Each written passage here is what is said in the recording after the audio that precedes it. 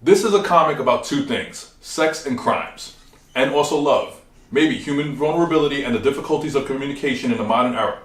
Maybe too, it's about inclusion and how finding out who we are and what we dig sexually results in complicated and turbulent identities. But we find that the journey unites us regardless of our destination. Ladies and gentlemen, this is Sex Criminals.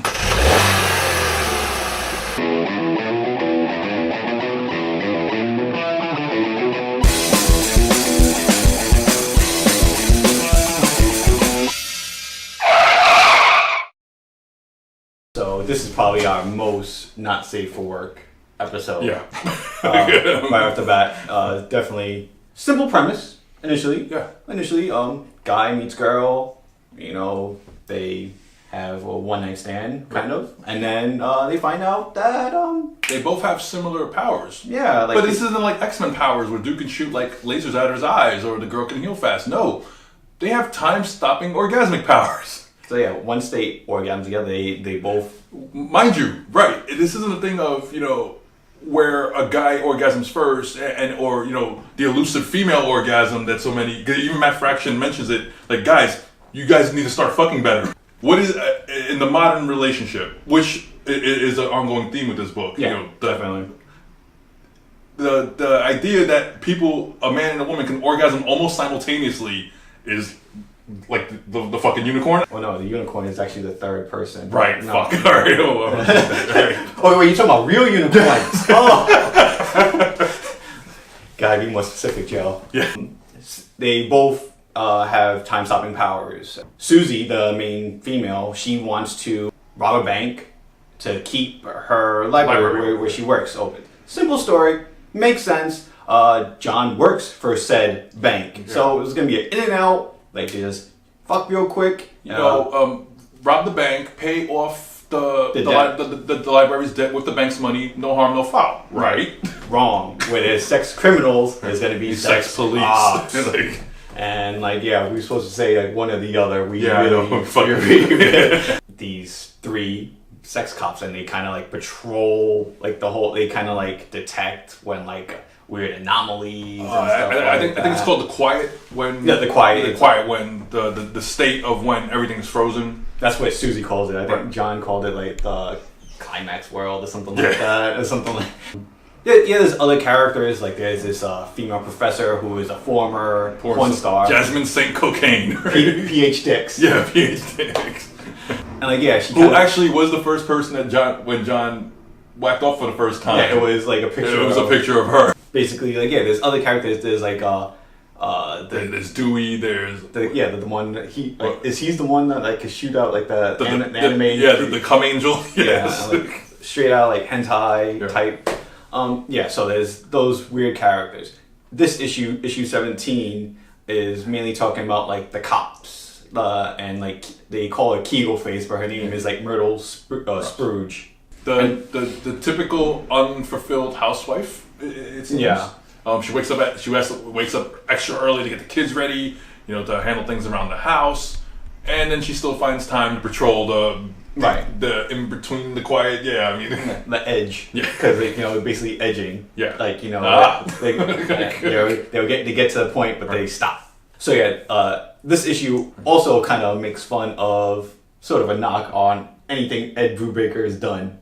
Literally, the page that says sex criminals. I'm pretty sure it was from a criminal issue. Yes. And they have Myrtle's face covered over it. And it's part 2. And it's by... Well, even the dude Todd. Todd Stubaker. Yeah. Has to be a knock on Ed Brubaker. Yeah. And Todd even looks like the guy from the first Criminal arc. The blonde dude. Yeah. Which, yes, Betty Brettweiser, the colorist for those books, she actually did the colors for this one, so it's kind of full circle. Yeah. Todd Stubaker is the main skell in this issue, where the different story, the part 2 of the story. His MO is sort of the little man fetish. That's what they called it. He doesn't get off when people step on him. It's the affection and the attention he gets from when people step on him. So when he was little, he would intentionally leave his toys on the floor so his mom would step on him, and that way she would coddle him. And he would end up getting a new toy, and the cycle would repeat. So eventually, like, he grew out of the toys and like he started doing like extreme stuff, like she stepped on his hand. Yeah, with her stiletto. So now he started creating these like little clay doll men. Right. Like totems. Homunculi for all you Full Metal Alchemist fans. Like once they get stepped on, that he gets off on that. Right. That's how he gets into the choir. Right, that release of the sexual energy. And like the totems like come to life too. So they were fucking like there was two of them like fucking a burrito. And like while Kegel Face is like smashing each one. Yeah, and she's like caving in their skulls and And like he's like, oh my burrito. They end up putting naughty images on his phone, and that's how like they get him to stop. John shows up to try to recruit him because apparently John is trying to wage war against Keagleface. Yeah, so because apparently him and Keagleface have been fucking with each other. So Keagleface ends up doing his John's psychiatrist, and like to get files off John. John ends up breaking into her house at one point.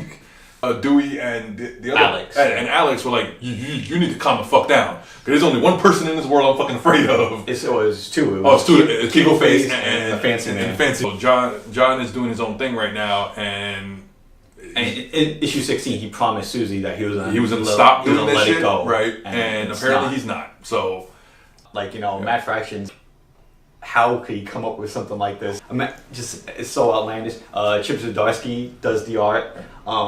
To me, like, I'm not sure what he's done previously prior to Sex Criminals, but I know this kind of opened up the gates for him. Yeah, I know he's doing stuff at Marvel now. Yeah. Yeah, he did initially he did like Jughead for like the first one in Jughead for the whole Archie revival. Then he did like Howard the Duck, and now he's doing like the solo Star-Lord book. And like I love the Star-Lord book, but yeah, I mean this is insane. But see, that's the thing, like, as insane and over the top as this concept and some of the things that happen in the book are, I do like that they also try to normalize relationships. Like in the previous issue, with the bulk of it was just John and Susie, making a list of goals they want to have for each other. Yeah. And at first, John is a typical guy, and he's like, my goal for the day is I just want to do you. Butt stuff. Yeah, like he wants to engage in anal. And so Susie is able to make a game out of it, like turn it into like strip poker. Like, you tell me an adult goal you want to fulfill, I'll take off a piece of clothes, and then like vice versa. Yeah, vice versa. Like everything was good, but then he's not letting it go. Yeah, and it's only a matter of time before Susie finds out. It's good to see that the book is back, and they took 8 months off. Yeah, I'm pretty sure they were doing like what Chip was doing, like a lot of other stuff. No, Fraction even mentions it in the beginning of issue 16 where he recaps the series up until this point. He's like, yeah, all this happened, and then we took 8 months off, but now we're back. So. Definitely different than anything else you probably ever read. But yeah, like, share, comment, discuss. Bye!